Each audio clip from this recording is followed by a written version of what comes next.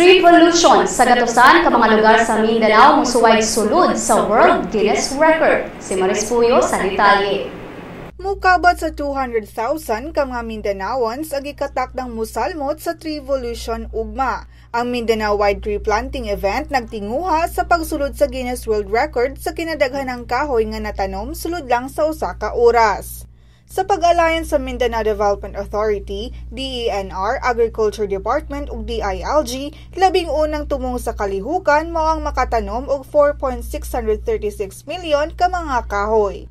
529,000 seedlings sa Zamboanga, 381,500 sa Northern Mindanao, 2.24 million sa Davao Region, 516,500 sa Soxargen, 595,815 sa Caraga, ug 74,500 sa Autonomous Region of Muslim.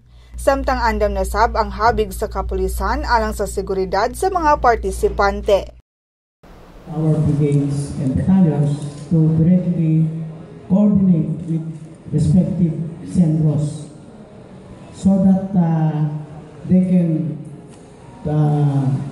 be able to do two things: to provide security to our participants who will plant trees, and number two is to directly participate in the planting of trees so that we can attain the goal of planting 4 million trees in 1 hour. On the division headquarters, we have also directly coordinate with the regional director of DENR, and at the same time, we are also directly participating in the planting of trees. And for 1 hour, the Hotel Infantry Division will be dedicating its resources, people, time to ensure that we will contribute in the success of this very noble cause.